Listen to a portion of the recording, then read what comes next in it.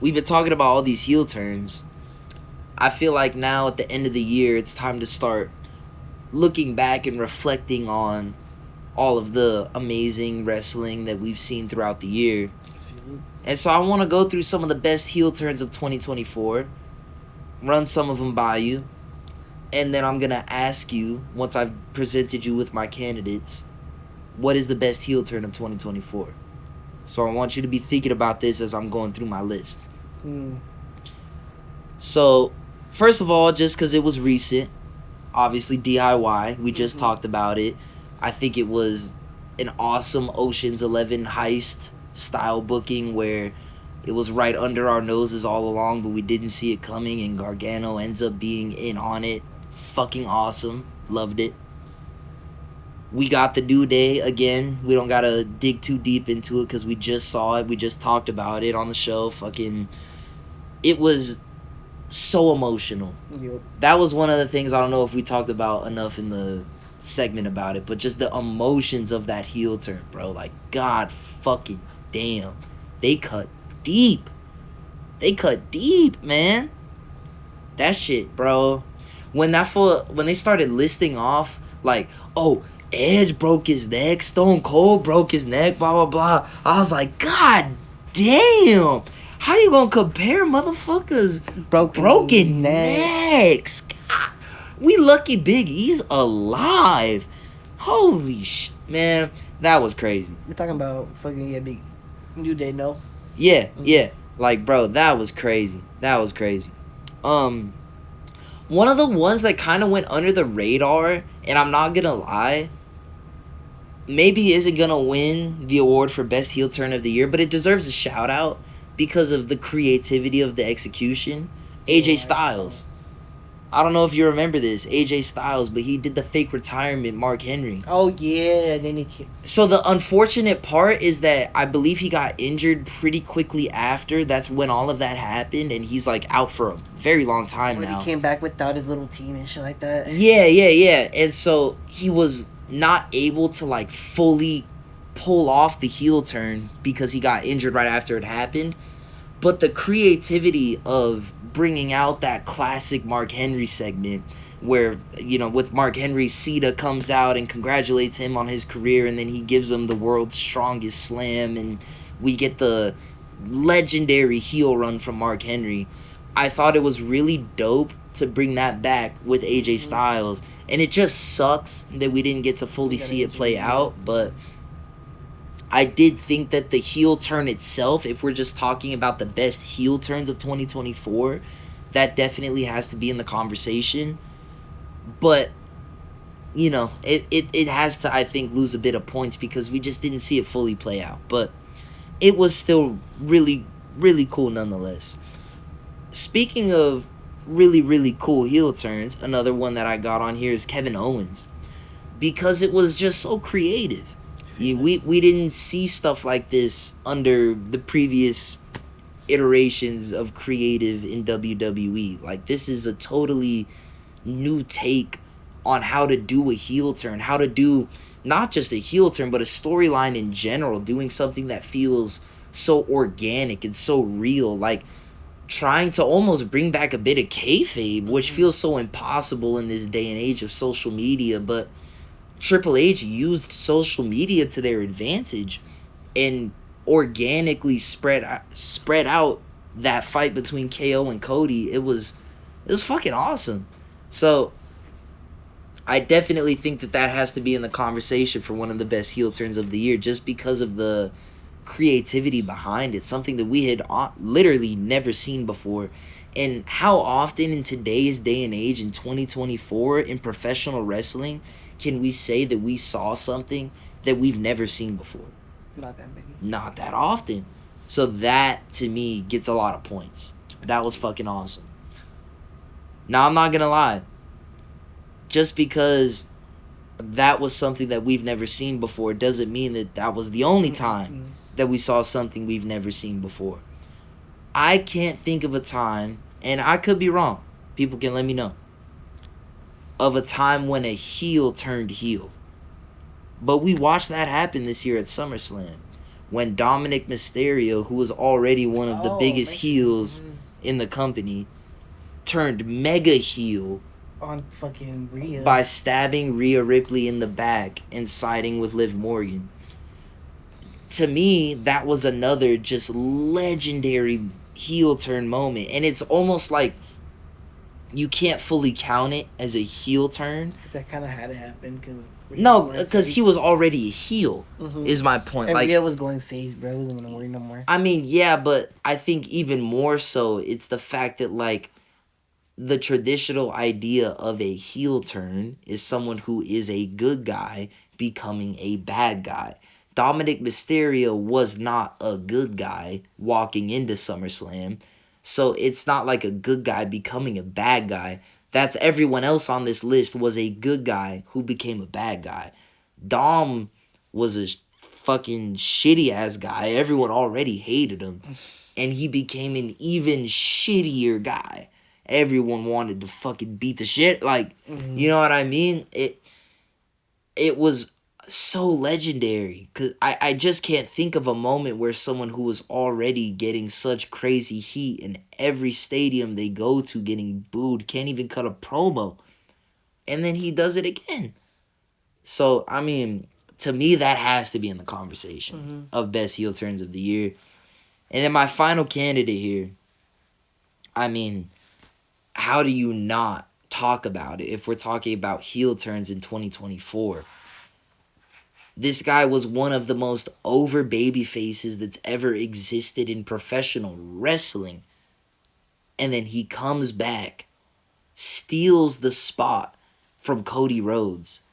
And that act and his reaction to that act going forward, Dwayne "The Rock" Johnson becomes the final boss. The people's champ becomes the people's enemy. The final boss. We're counting that for 2024? Well, the heel turn happened this year. Yeah, he came back. He started appearing late last year.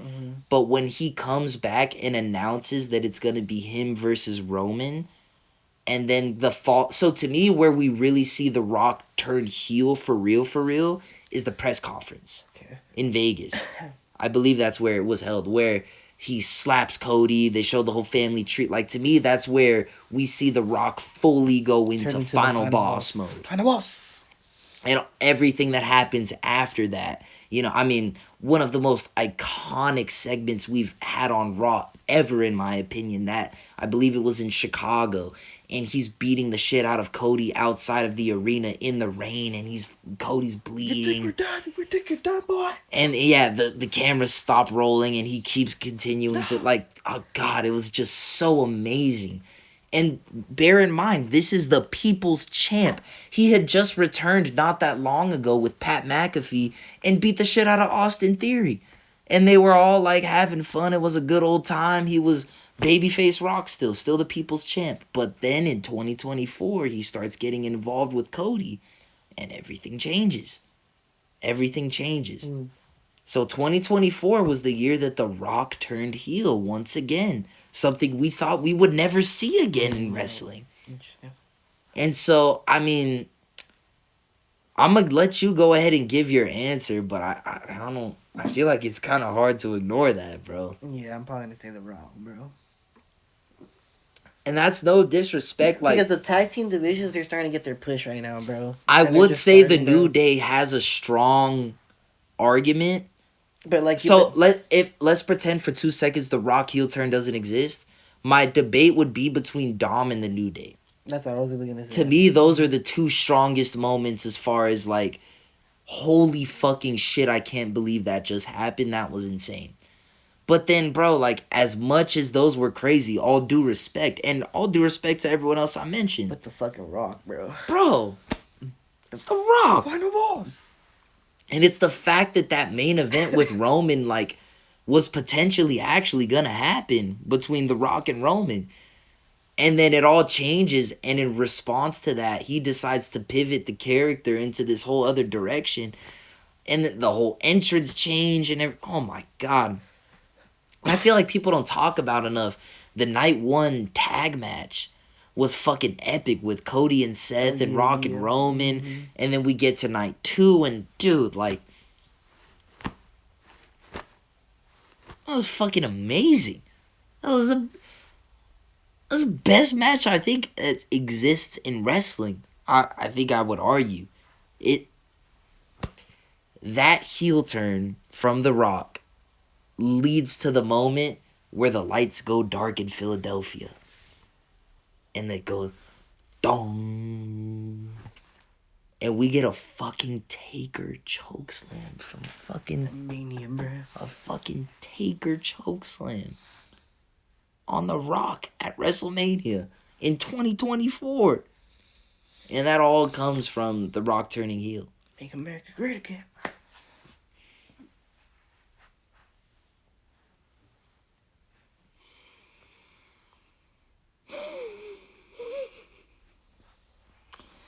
Just had to fucking take it there.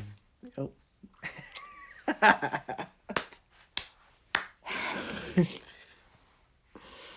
Oh, man.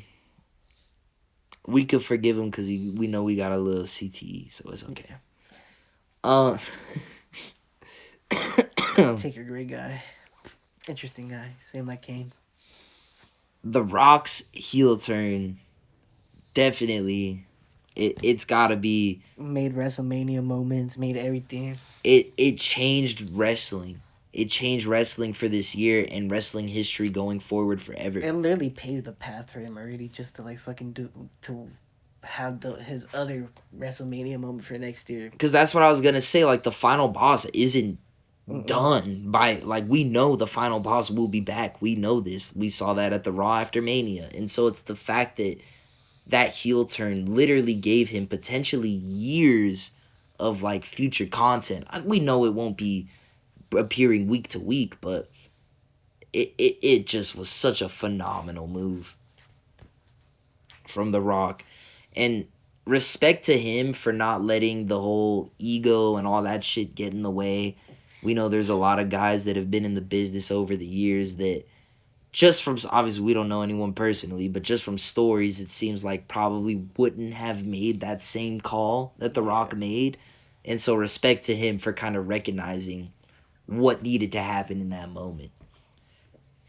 Yeah, man. Fucking shout out to The Rock, man. As much as I was booing him And shit, in my bedroom watching Raw on my computer, like, I also loved what was happening. Like, I was booing him because it was part of the it's part of the thing. I'm still in. I'm a fucking massive Cody Mark. I fucking love that fool. But fucking Cody Crybaby. I'm a massive. I was bawling. I cried when he won. It is what it is. I'm a Cody crybaby. But fucking what The Rock was willing to do. This was there. I did. He did it. He finished the story. But to me, just as much as I was so fucking thrilled that Cody finished the story, I have the utmost respect for The Rock and his like understanding of the business and like Cody needs to go over here. Like his understanding of that and willingness to understand that like his star power is gonna have so much impact on that. Using his character to help propel Cody's story. Legend. Absolute legend. And I'm not gonna name names because we don't need to do that here right now. Hulk Hogan. So many legends in the business over the years that we've heard stories that just like were not willing to do the job for a younger talent in that same way. And so shout out to The Rock for like truly understanding what the business is all about and propelling Cody Rhodes forward. Great year of heel turns. Because in a lot of years of wrestling, a lot of these would have been by far the best heel turn of the year. But the fact that there's stuff like just Kevin Owens, Dom, all this other shit, all the tag team stuff going on, AJ Styles, and like that's just only in the conversation. That just goes to show you how strong of a year it's been for storytelling in WWE. So, again, we have been negative here and there about Triple H, but overall, you gotta say shout out to the fucking game. The guy knows what he's doing. we've seen some amazing heel turns throughout the year. Shout out to the game.